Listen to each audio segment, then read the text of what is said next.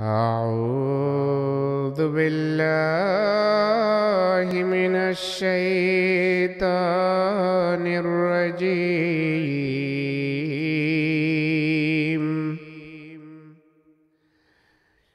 بسم الله الرحمن الرحيم.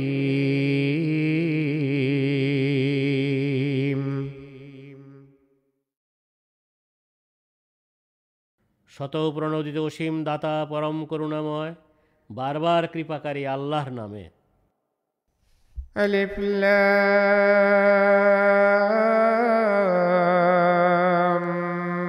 ميم را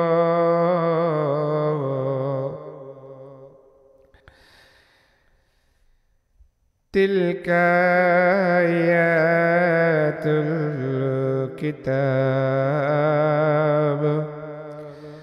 والذي أنزل إليك من ربك الحق ولكن أكثر الناس لا يؤمنون. আন আল্লাহু আলামু ওয়া আরা, অর্থাৎ আমি আল্লাহ সর্বজ্ঞ আর আমি দেখি। এগুলো পরিপূর্ণ কিতাবের আয়াত, আর তোমার প্রতি তোমার প্রভু প্রতিপালকের পক্ষ থেকে যা অবতীর্ণ হয়েছে তা সত্য, কিন্তু অধিকাংশ লোক ঈমান আনে না। الله الذي رفع السماوات بغير عمد ترونها ثم استوى على العرش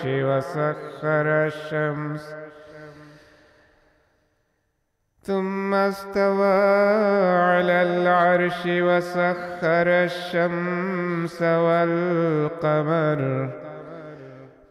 كل يجري لأجل مسمى يدبر الأمر يفصل الآيات لعلكم بلقاء ربكم توقنون. তিনি আল্লাহ, যিনি কোনো স্তম্ভ ছাড়াই আকাশসমূহ উঁচু করেছেন, যেভাবে তোমরা দেখতে পাচ্ছ। এরপর তিনি আরশে অধিষ্ঠিত হয়েছেন এবং তোমাদের সেবায় সূর্য ও চন্দ্রকে নিয়োজিত করেছেন। এদের প্রতিটি এক নির্ধারিত সময় পর্যন্ত নিজ নিজ কক্ষপথে ভেসে চলেছে। তিনি সব বিষয় পরিচালনা করেন এবং তিনি আয়াতসমূহ বিস্তারিতভাবে বর্ণনা করেন, যেন তোমরা তোমাদের প্রভু প্রতিপালকের সাথে সাক্ষাতের বিষয়টিতে দৃঢ় বিশ্বাস রাখো। وهو الذي مد الأرض وجعل فيها رواسي وأنهارا ومن كل الثمرات جعل فيها زوجين اثنين يغشي الليل النهار إن في ذلك لآيات لقوم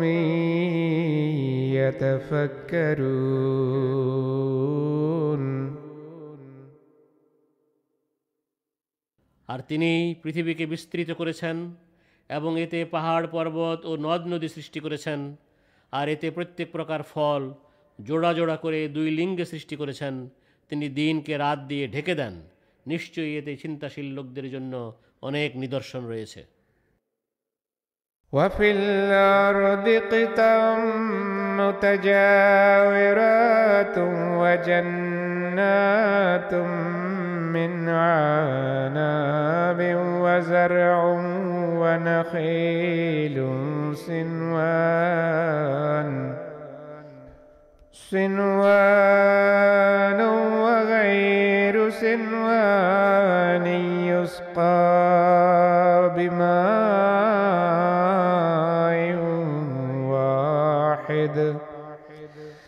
ونفضل بعضها على بعض في الأكل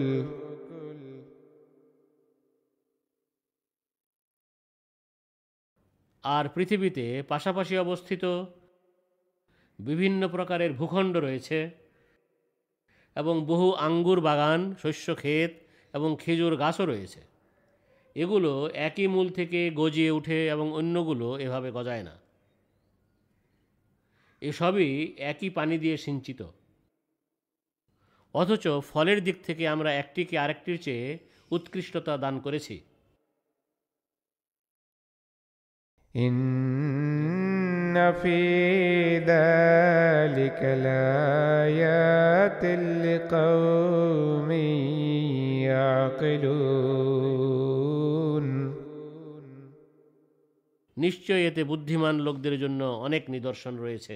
وإن تعجب فعجب قولهم وإذا كنا ترابا أإنا لفي خلق جديد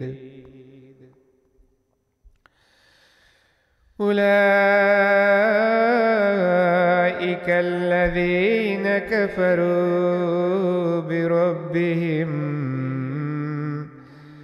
وأولئك الأغلال في أعناقهم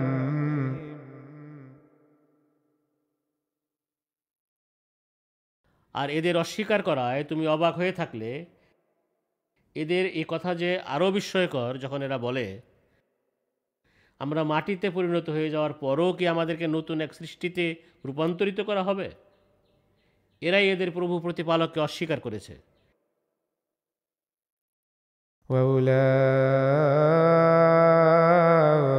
وأولئك أصحاب النار هم فيها خالدون এদেরই গলায় থাকবে শিকল এবং এরাই হবে আগুনের অধিবাসী, সেখানে এরা দীর্ঘকাল থাকবে।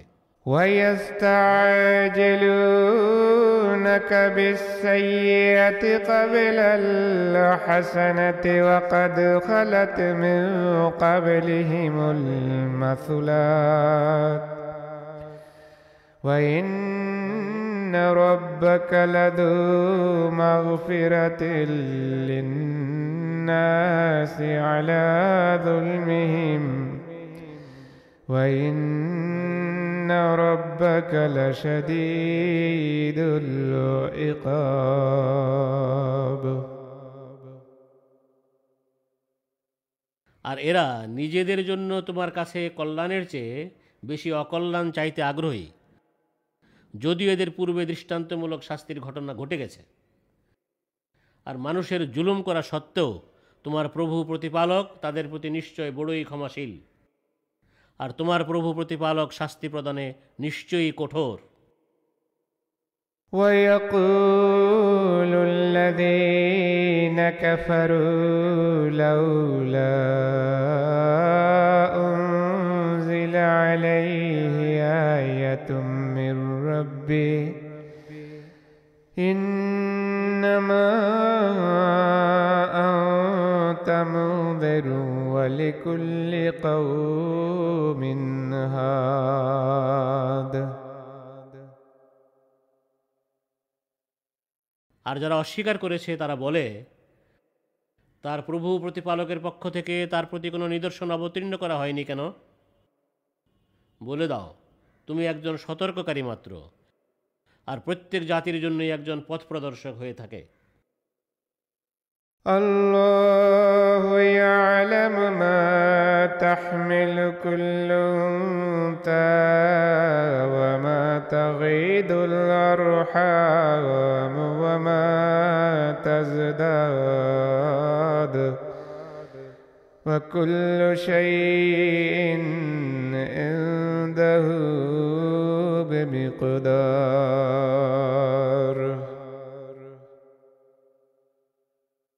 প্রত্যেক স্ত্রী জাতীয় প্রাণী গর্ভে যা ধারণ করে এবং জরায়ু যে অপরিণত গর্ভপাত করে আর জরায়ু যা পরিবর্ধন করে তা আল্লাহ জানেন, আর তাঁর কাছে সব কিছুর এক পূর্ণ পরিমাপ আছে। আলিমুল গায়বি ওয়াশ শাহাদাতিল কাবীরুল মুতাআল। তিনি অদৃশ্য ও দৃশ্য সম্বন্ধে জ্ঞাত, অতি মহান, সর্বোচ্চ মর্যাদাবান। সাওয়াউম মিনকুম মান আসাররাল কওলা ওয়া মান জাহারা বিহি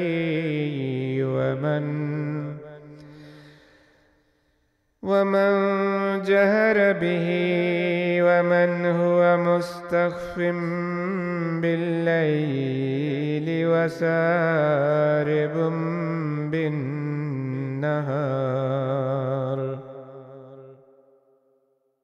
তোমাদের মাঝে যে ব্যক্তি কথা গোপন করে আর যে তা প্রকাশ করে এবং যে রাতে লুকিয়ে থাকে আর দিনে প্রকাশ্যে চলাফেরা করে, এরা সবাই আল্লাহর দৃষ্টিতে সমান।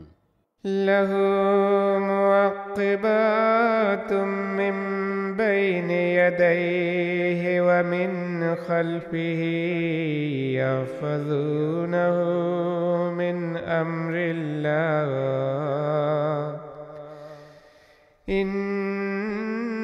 ইন্নাল্লাহা লা ইউগাইয়িরু মা বিকাওমিন হাত্তা ইউগাইয়িরু মা বিআনফুসিহিম ওয়া ইযা আরাদাল্লাহু বিকাওমিন সুআন ফালা মারাদ্দা লাহু। তাঁর পক্ষ থেকে এ রসুলের জন্য তার সামনে ও পিছনে একের পর এক আগমনকারী ফেরেশতাদের এক দল নিযুক্ত আছে, যারা আল্লাহর আদেশে তার সুরক্ষা করে। নিশ্চয় আল্লাহ কখনো কোনো জাতির অবস্থা পরিবর্তন করেন না যতক্ষণ তারা তাদের মন মানসিকতায় পরিবর্তন না আনে। আর আল্লাহ যখন কোনো জাতির মন্দ পরিণামের সিদ্ধান্ত নেন তখন কোনোভাবেই তা টলানো সম্ভব নয়। وما لهم من دونه من ওয়াল। আর তিনি ছাড়া তাদের কোনো সাহায্যকারীও নাই। هو الذي يريكم البرق خوفا وطمعا وينشئ السحاب الثقال। তিনি ভীতি ও আশা সঞ্চার করতে তোমাদেরকে বিদ্যুতের চমক দেখান এবং ঘন মেঘ উপরে উঠান। يسبح الرعد بحمده والملائكة من خيفته ويرسل الصواعق فيصيب بها من يشاء وهم يجادلون في الله وهو شديد المحال।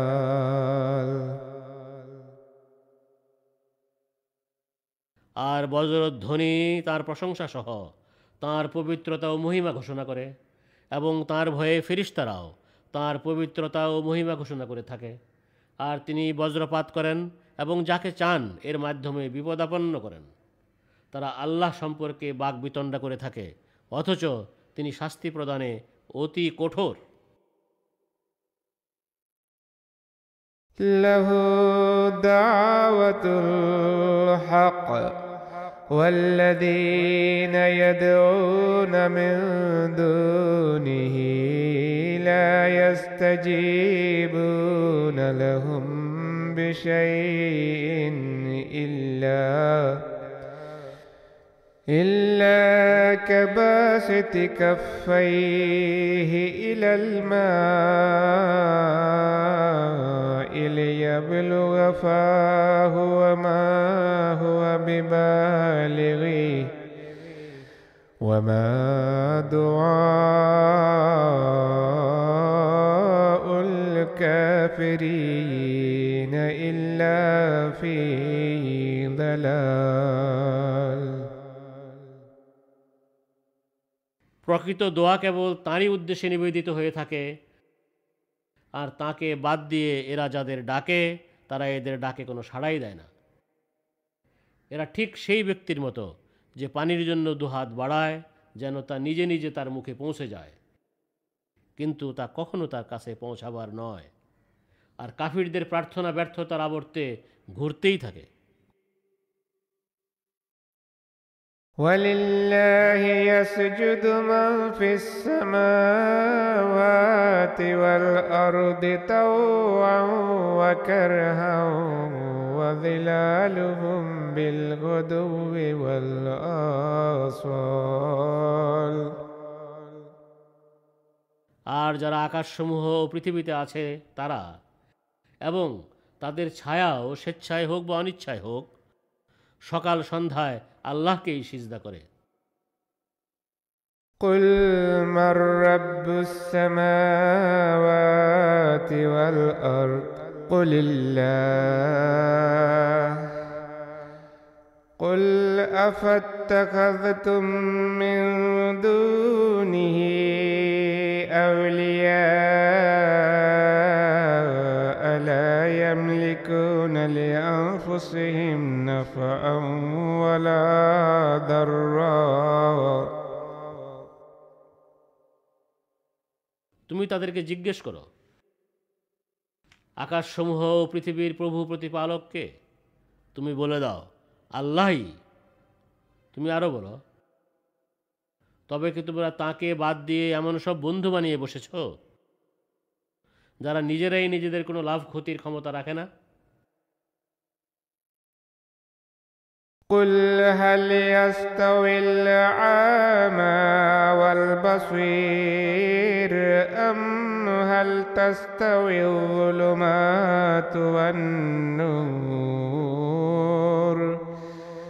أم جعلوا لله شركاء خلقوا كخلقه فتشابه الخلق عليهم قل الله خالق كل شيء وهو الواحد القهار।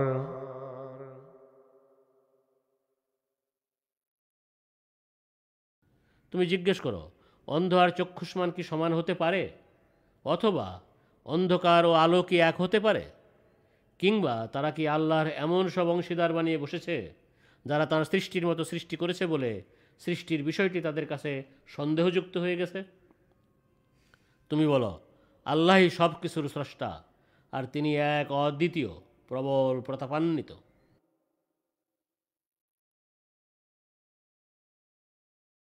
أنزل من السماء ماء فسالت أودية بقدرها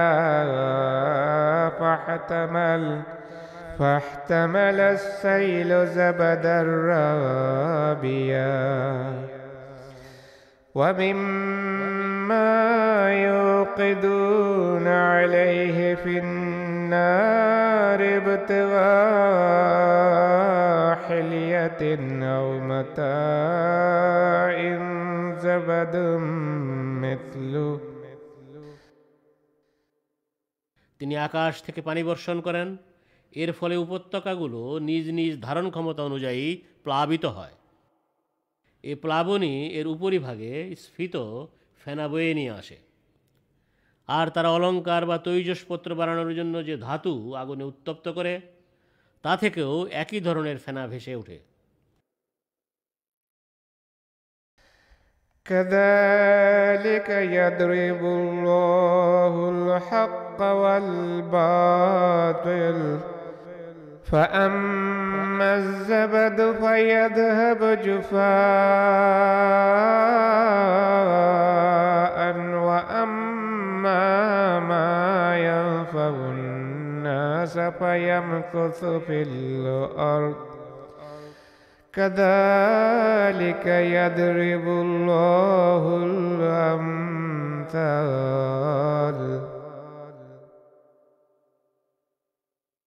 এভাবেই আল্লাহ সত্য ও মিথ্যার উপমা দিয়ে থাকেন। ফেনা তো বিলীন হয়ে যায়, কিন্তু যা মানুষের উপকার করে তা পৃথিবীতে স্থায়ী হয়। এভাবেই আল্লাহ দৃষ্টান্তসমূহ বর্ণনা করে থাকেন। للذين استجابوا لربهم الحسنى والذين لم يستجيبوا له لو أن لهم ما في الأرض جميعا أو أن لهم ما في الأرض جميعا ومثله معه لافتدوا به যারা তাদের প্রভু প্রতিপালকের আহ্বানে সাড়া দেয় তাদের জন্য রয়েছে কল্যাণ। আর যারা তাঁর আহ্বানে সাড়া দেয় না, যদি পৃথিবীতে যা আছে এর সবটাই তাদের হতো এবং এর সাথে এর সমপরিমাণ আরও যদি তাদের থাকতো, তাহলে তারা এই সব কিছু দিয়েও আযাব থেকে রক্ষা পাওয়ার চেষ্টা করত।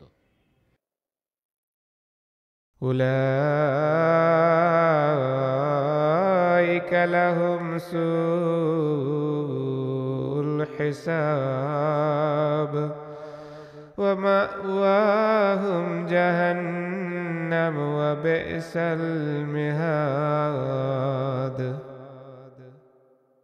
এদেরই ভাগ্যে রয়েছে মন্দ হিসাব নিকাশ, আর এদেরই ঠাঁই হলো জাহান্নাম, আর তা কত নিকৃষ্ট বিশ্রামস্থল।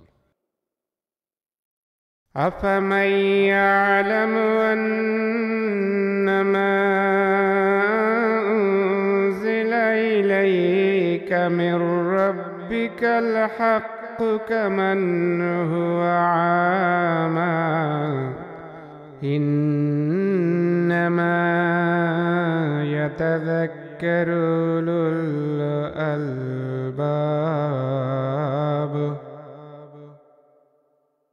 তোমার প্রতি তোমার প্রভু প্রতিপালকের পক্ষ থেকে যা অবতীর্ণ করা হয়েছে তা যে সম্পূর্ণ সত্য, এ কথা যে জানে সে কি তার মতো হতে পারে যে অন্ধ? কেবল বুদ্ধিমানেরাই উপদেশ গ্রহণ করে।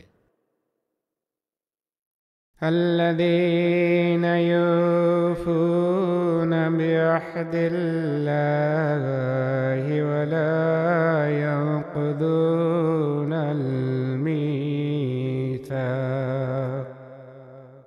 অর্থাৎ যারা আল্লাহর সাথে কৃত অঙ্গীকার পূর্ণ করে এবং দৃঢ় অঙ্গীকার ভঙ্গ করে না। والذين يصلون ما أمر الله به أن يوصل ويخشون ربهم ويخافون سوء الحساب এবং আল্লাহ যে সম্পর্ক অক্ষুণ্ণ রাখতে আদেশ করেছেন তা অক্ষুণ্ণ রাখে এবং তাদের প্রভু প্রতিপালককে ভয় করে ও মন্দ হিসাব নিকাশকে ভয় পায়। والذين صبروا ابتغاء وجه ربهم وأقاموا الصلاة وأنفقوا مما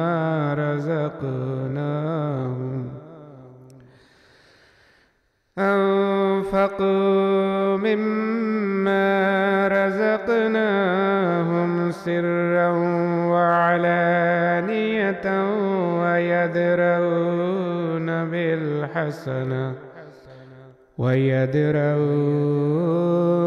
بالحسنة السيئة أولئك لهم عقبى الدار আর তারা তাদের প্রভু প্রতিপালকের সন্তুষ্টির জন্য ধৈর্য ধরে নামাজ কায়েম করে আমরা তাদের যাই দিয়েছি তা থেকে গোপনে ও প্রকাশ্যে আল্লাহর রাস্তায় ব্যয় করে এবং পুণ্যের মাধ্যমে পাপকে প্রতিহত করে, এদেরই জন্য রয়েছে পরকালের উত্তম পরিণাম। جنات عدن يدخلونها ومن صلح من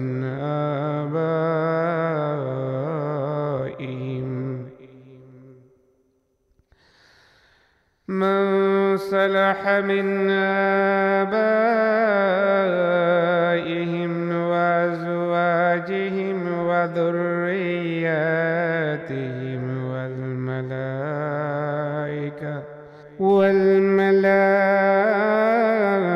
والملائكة يدخلون عليهم من كل باب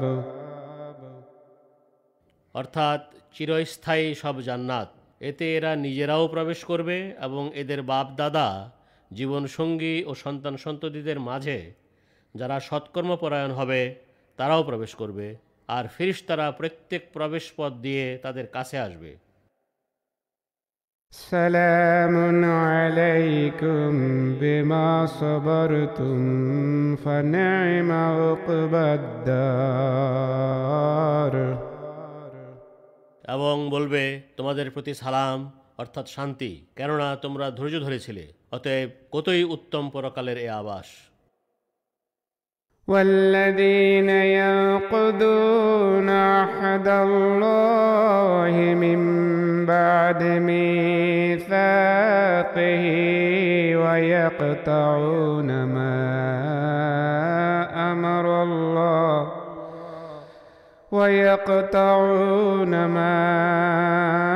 أمر الله به أن يوصل ويفسدون في الأرض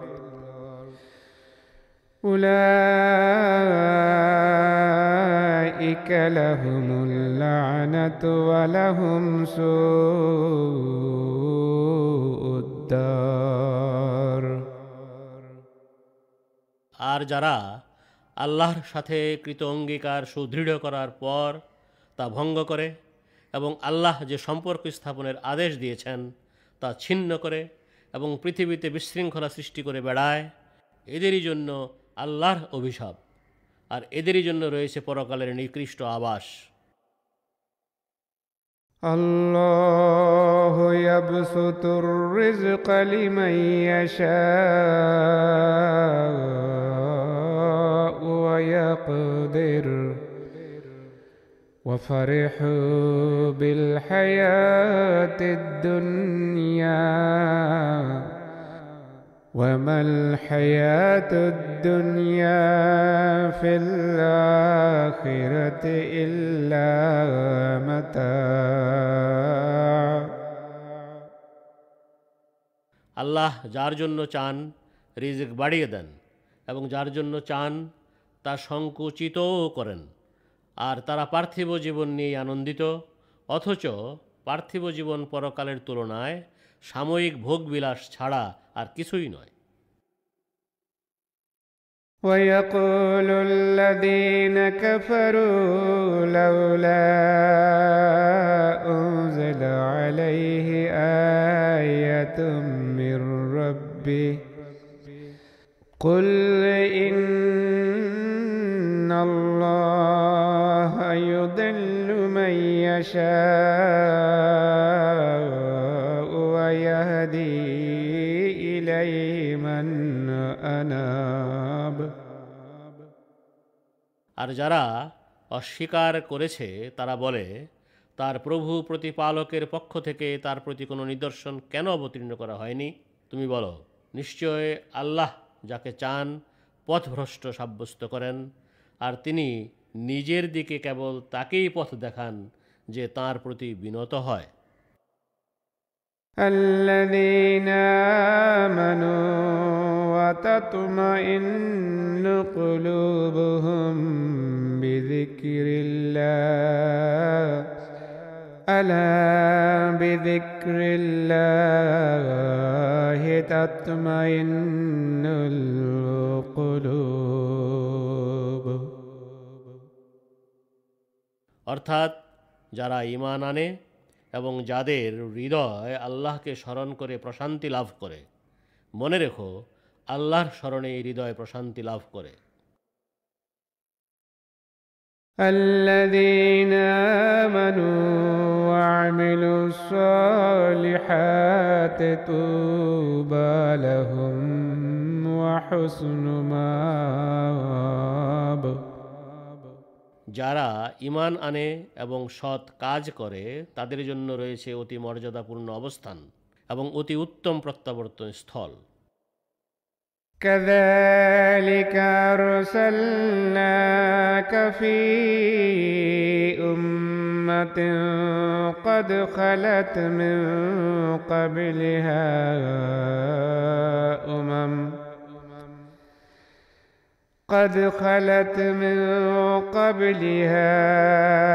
أمم لتتلو عليهم الذي أوحينا إليك وهم يكفرون بالرحمن قل هو ربي لا إله إلا هو عليه توكلت وإليه متاب।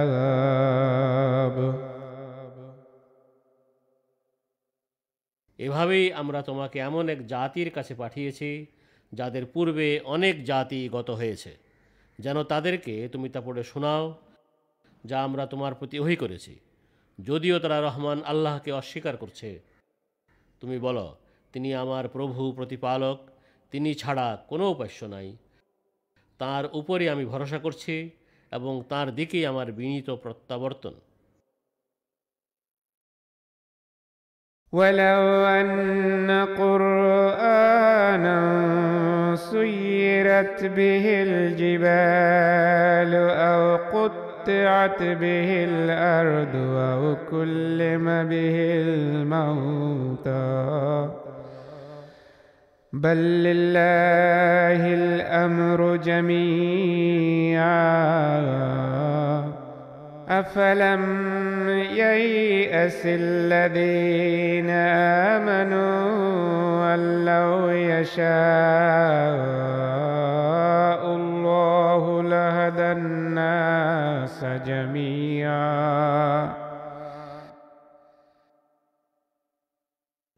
আর কোরআন যদি এমনই হতো যা দিয়ে পাহাড় পর্বত স্থানচ্যুত করা যেত, অথবা যা দিয়ে পৃথিবীকে খণ্ড বিখণ্ড করে দেয়া যেত, কিংবা যার মাধ্যমে মৃতদের সাথে কথা বলা যেত, তবুও তারা সন্দেহেই পড়ে থাকত। প্রকৃতপক্ষে সব সিদ্ধান্ত পুরোপুরি আল্লাহরই হাতে। অতএব যারা ঈমান এনেছে তারা কি অবগত নয়? আল্লাহ যদি চাইতেন তিনি সব মানুষকে হেদায়েত দিয়ে দিতেন। ولا يزال الذين كفروا تصيبهم بما صنعوا قارعة أو تحل قريبا من دارهم حتى يأتي وعد الله إن الله لا يخلف الميعاد।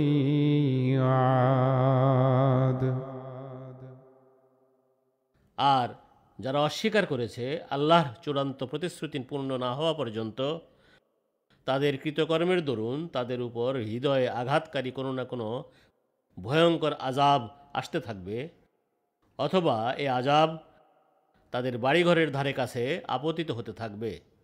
আল্লাহ নিশ্চয় প্রতিশ্রুতির ব্যতিক্রম করেন না। ولقد استهزئ برسل من قبلك فأمليت للذين كفروا ثم أخذتهم فكيف كان عقاب। আর নিশ্চয় তোমার পূর্বেও রসুলদের সাথে ঠাট্টা বিদ্রূপ করা হয়েছে, কিন্তু যারা অস্বীকার করেছিল আমি কিছুকালের জন্য তাদের অবকাশ দিয়েছিলাম, এরপর আমি তাদের ধরে ফেললাম। এখন দেখো আমার শাস্তি কেমন শিক্ষণীয় ছিল। أفمن هو قائم على كل نفس بما كسبت وجعلوا لله شركاء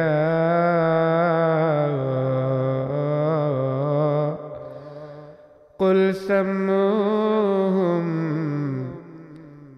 أم تنبئونه بما لا يعلم في الأرض أم بظاهر من القول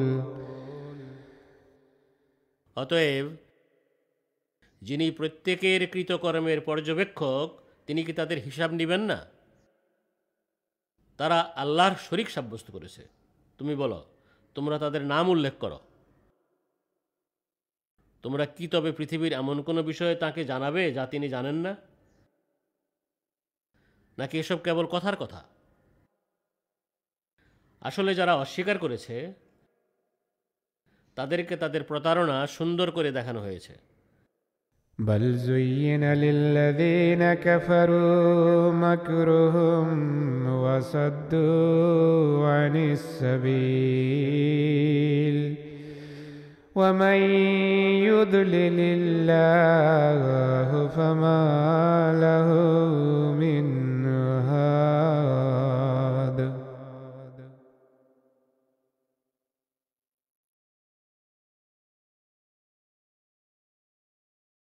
আর আল্লাহ যাকে পথভ্রষ্ট সাব্যস্ত করেন তার জন্য কোনো হেদায়েতদাতা নাই।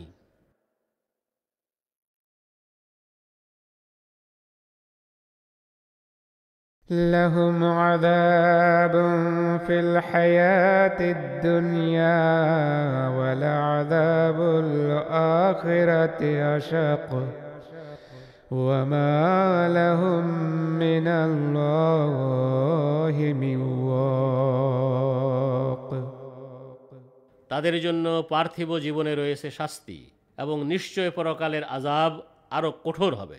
আর আল্লাহর আযাব থেকে বাঁচানোর জন্য তাদের কোনো রক্ষাকর্তা নাই। مثل الجنة التي وعد المتقون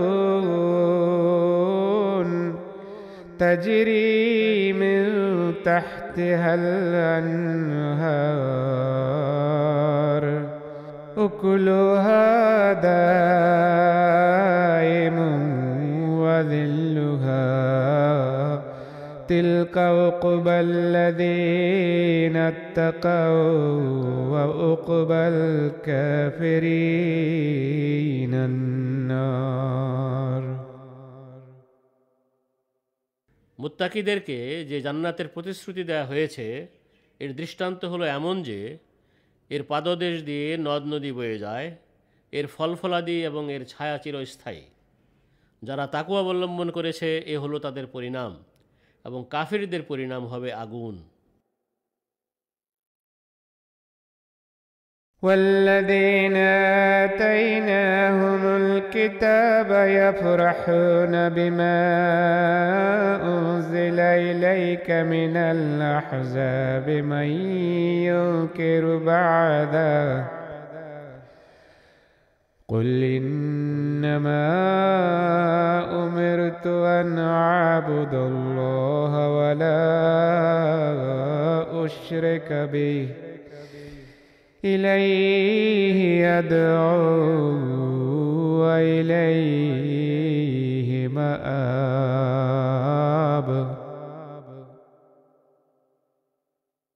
আর যাদেরকে আমরা কিতাব দিয়েছি তারা তোমার প্রতি যা অবতীর্ণ করা হয় তাতে আনন্দিত হয়। কিন্তু বিভিন্ন দলের মাঝে এমন লোকও আছে যারা এর কোনো কোনো অংশ অস্বীকার করে। তুমি বলো, আমাকে কেবল আল্লাহর ইবাদত করার এবং তাঁর সাথে কাউকে শরিক না করার আদেশ দেয়া হয়েছে। তাঁরই দিকে আমি তোমাদের আহ্বান জানাই এবং তাঁরই দিকে আমার প্রত্যাবর্তন। وكذلك أنزلناه حكما عربيا ولئن اتبعت أهواءهم ما جاءك من العلم ما لك من الله من ولي ولا واق.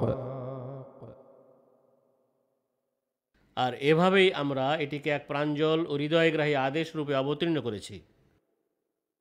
আর তোমার কাছে জ্ঞান এসে যাওয়ার পরও তুমি যদি তাদের ইচ্ছার অনুসরণ করো, তাহলে আল্লাহর পক্ষ থেকে তোমার কোনো বন্ধু বা কোনো রক্ষাকারীও হবে না। ولقد أرسلنا رسلا من قبلك وجعلنا لهم أزواجا وذرية وما كان لرسول أن يأتي بآية إلا بإذن الله لكل أجل كتاب. আর নিশ্চয় আমরা তোমার পূর্বে বহু রসুল পাঠিয়েছি এবং তাদেরকে স্ত্রী ও সন্তান সন্ততি দিয়েছি। আর আল্লাহর অনুমতি ছাড়া কোনো রসুলের পক্ষে একটি নিদর্শনও উপস্থিত করা সম্ভব নয়। প্রত্যেক নির্ধারিত সময়ের জন্য একটি ঐশী বিধান লিপিবদ্ধ রয়েছে।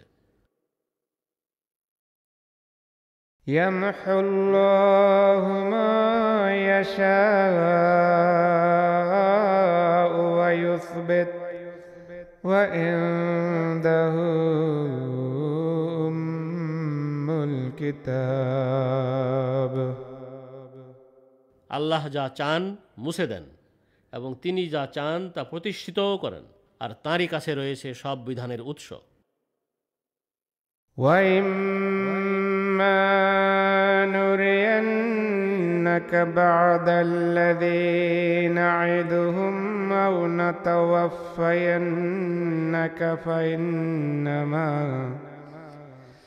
فإنما عليك البلاغ وعلينا الحساب. আর আমরা যেসব সতর্কীকরণমূলক প্রতিশ্রুতি তাদেরকে দিয়েছি, এর কোনো অংশ আমরা যদি তোমাকে পূর্ণ করে দেখাই অথবা তোমাকে আমরা যদি এর আগে মৃত্যু দিয়ে দিই, তবে উভয় অবস্থায় তোমার দায়িত্ব হলো কেবল সুস্পষ্ট বাণী পৌঁছে দেয়া এবং হিসাব নেয়ার দায়িত্ব আমাদের। أولم يروا أنا نأتي الأرض ننقصها من أطرافها والله يحكم لا معقب لحكمه وهو سريع الحساب. আর তারা কি লক্ষ্য করে না? নিশ্চয় আমরা পৃথিবীকে এর চারদিক থেকে সংকুচিত করে আনছি, আর সিদ্ধান্ত আল্লাহই করেন। কেউ তার সিদ্ধান্ত বদলাতে পারে না এবং তিনি দ্রুত হিসাব গ্রহণকারী। وقد مكر الذين من قبلهم فلله المكر جميعا يعلم ما تكسب كل نفس وسيعلم الكفار لمن عقبى الدار. আর তাদের পূর্ববর্তীরাও অবশ্যই পরিকল্পনা করেছিল, তবে সব পরিকল্পনা আল্লাহরই কর্তৃত্বাধীন। প্রত্যেকে যা অর্জন করে তিনি তা জানেন। আর পরকালের উত্তম আবাস কার জন্য, অস্বীকারীরা তা অবশ্যই জানতে পারবে। ويقول الذين كفروا لست مرسلا